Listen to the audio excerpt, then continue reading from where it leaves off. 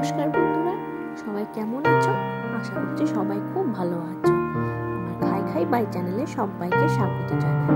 আরেকটি মজাদার রেসিপি নিয়ে চলে এসেছি। আজকে আমি বানাবো কারি পাতা দিয়ে মাছের ডিমের টক। তোমরা কারা কারা আগে কারি পাতা দিয়ে মাছের ডিমের টক খেয়েছো অবশ্যই আমাকে জানিও। কিছুই না, প্রথমে মাছের ডিমটাকে খুব ভালো মতন ধুয়ে নিয়েছি।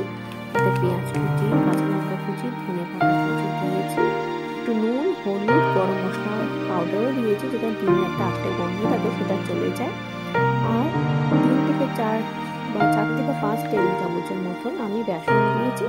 আর 2 থেকে 3 টেবিল চামচের মতন আমি চালের গুঁড়ো দিয়েছি, একটু মচমচা হওয়ার জন্য। আমি এটাতে কোনো জল আমার লাগেনি।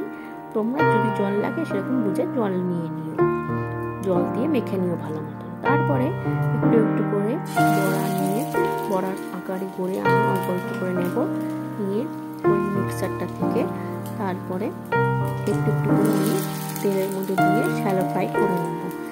মিডিয়াম টু লো হিটে সবসময় আমি গ্যাসটাকে রেখে দেবো। তারপরে সব বড়াগুলো আমি এক এক করে সব ছেড়ে দেবো। মোটামুটি বেশি ওভার ক্রাউডেড করবো না, বড়াগুলো যাতে একটুখানি ভাজার মতন স্পেস পায়। তারপরে বড়াগুলো উল্টে উল্টে ভেজে নেব। বেশি বাড়িয়ে দিলে বড়াটা থেকে কাঁচা যেতে পারে, সেই জন্য। আর এর মধ্যে একটুখানি আমি ধনে পাতাও দিয়ে দিয়েছি। ধনে পাতার ফ্লেভারটা খুব ভালো লাগে, দিয়ে দেখো, খুব ভালো লাগবে। ধনে পাতা, কাঁচা লঙ্কা, পেঁয়াজ কুচি দিয়ে খেতে খুবই ভালো লাগে।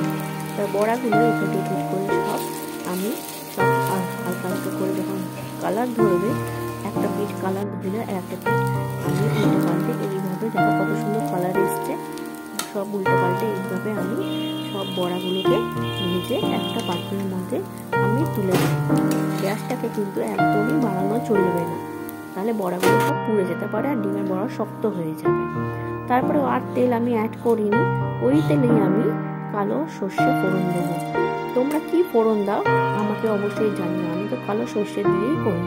আর একটা শুকনো লঙ্কা আমি ফাটিয়ে বীজটা বার করে দিয়েছি, কারণ ঘরে যেহেতু তোমার ছোটো বাচ্চা খায়, বীজটা বড় ছোটো কোনো ব্যাপার নেই, বীজটা গেলেও খুব খারাপ, পেটে ব্যথা করতে হয়। বীজটা ফাটিয়ে দিয়ে তারপরে আমি একটু কারি পাতা দিয়েছি। কারি পাতা দেওয়ার পরে এত সুন্দর একটা গন্ধ ছেড়েছিল না বন্ধুরা, কি বলবো, খুব সুন্দর একটা স্মেল বেরিয়েছিল, অসাধারণ গন্ধ লাগছিল। তারপরে ওর মধ্যে আমি আগে থেকে কেটে বীজ বার করে দিই, রসমালাই টমেটো বীজটা আমি নিই না, কেটে পাতলা পাতলা করে কেটে আমি ওর মধ্যে একটু নুন দিয়ে দিয়েছিলাম। নুন দেওয়ার সঙ্গে সঙ্গে টমেটো খুব তাড়াতাড়ি গলে যায়।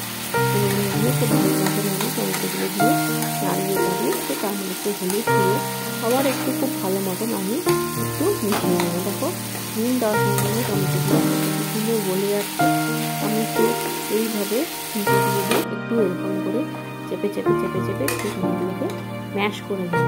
আমার আর কিছু আটা বা কিছু লাগবে না, এগুলো দিয়ে আস্তে আস্তে করে দিয়ে দেখবে টমেটোটা খুব সুন্দরভাবে ম্যাশ হয়ে গেছে, গলে গলে আসছে টমেটোটা। তো এইভাবে আমি একটু দিয়ে চেপে চেপে করে দেব। তারপরে একটু ভালো মতন দেখো জলও ছেড়ে এসছে টমেটোর থেকে, টমেটো একটু গলে গলে যাচ্ছে। তো তার মধ্যে আমি একটুখানি এই জিঞ্জার পাউডার, আদার গুঁড়ো, এটা আমি সবসময় নিয়ে রাখি। অনেক সময় এমার্জেন্সিতে আমার কাছে আদা ছিল না, তোমরা এটাতে আদা একটু ঘষে দিতে পারো গ্রেট করে, বা একটু সামান্য একটু হাফ চামচের মতন আদার পেস্টও দিতে পারো। আদাটা না দিলে না মাছের ঠিক ভালো লাগে না, তো আদা দেবে, দেখবে খেতে খুব ভালো লাগে। তখন আমি যখন চাটনি বানাই তখন একটু আমি আদা দিই, খুব ভালো লাগে আদার ঝাঁঝটা। তারপরে একটু মিশিয়ে নিয়ে তার মধ্যে আমি এটা দিয়েছি তেঁতুলের পাল্প। আমার কাছে রেডিমেড তেঁতুলের পাল্প ছিল, সেটাই আমি দিয়ে দিয়েছি। তোমরা তেঁতুল ঘরে থাকলে সেটা গরম জলে ভিজিয়ে চটকে নিয়ে ওর ভিতর কাইটা বার করে নেবে, তারপরে এর মধ্যে দিয়ে দেবে। ওটা দিয়েও আমি খুব ভালো মতন মিশিয়ে নিলাম। দেখো কত সুন্দর তেল ছেড়ে এসছে। তারপর ওর মধ্যে আমি একটু চিনি দিয়ে দিলাম, 1 মুঠি মতো, কারণ চিনি টক আর মিষ্টি থাকলে ব্যালেন্স হলে খুব সুন্দর লাগবে খেতে। ওই চিনি দিয়েও আর একটু ভালো মতন আমি একটু নাড়াচাড়া করে নেবো। চিনি দেওয়াতে দেখবে আস্তে আস্তে কালারটাও কি সুন্দর চেঞ্জ হয়ে এসছে আমার, এদিকে তেলও ছেড়ে এসছে। আমার মোটামুটি এটা তো বেশিক্ষণ টাইম লাগে না, কোনো কিছুই মশলা নেই, জাস্ট এরকম সামান্য একটু মশলাতে ফোড়নে কত সুন্দর খেতে লাগে। তারপরে আমি এটার মধ্যে পরিমাণ মতন জল দিয়ে দেবো, কারণ বড়াগুলো পরে যখন আমি দেবো বড়াতে অনেক জল টানে, সেই অনুযায়ী আমি জল দিয়ে দিলাম। দেখো আমার ঝোলটাও ফুটে উঠেছে। ঝোল ফুটে উঠলে তখন আমি এক এক করে সব বড়াগুলো তেলের মধ্যে ছেড়ে দেবো। দেখো কি সুন্দর হয়ে এসছে। আর কারি পাতা দেওয়াতে এর ঝোলটা আলাদাই স্বাদ লাগছে খেতে। মনেই হয় না যে একটুখানি যে আমি মাছের ডিমের যে বড়া করছি বা ঝোল করছি, কারণ একটা মাছের ডিমের দেবে একটা আষ্টে গন্ধ থাকে।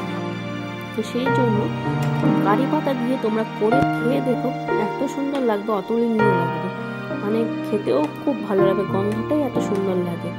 তারপরে আমি সব বড়াগুলো একটা একটা করে সব এদিক ওদিক উল্টো পাল্টে করে দিচ্ছি, খুব ভালো মতন ভিতরে এই ঝোলটা খুব ভালো মতন ঢুকে যায়। ঢুকে গিয়ে বড়াগুলো দেখবে একটু ফুলে উঠবে। তো এইভাবে আমি প্রতিটা বড়া এরকম উল্টে পাল্টে করে দিয়ে আমি কিছুক্ষণ এটাকে ঢাকা চাপা দিয়ে একটুখানি মানে কুক হতে দেবো। আর কিছুই না, সব তো রেডিই আছে। আর সেরকম কোনো ঝামেলা নেই, কোনো মশলাও কোনো পড়েনি, সব কিছু সিম্পল একদম হাতের কাছে থাকে।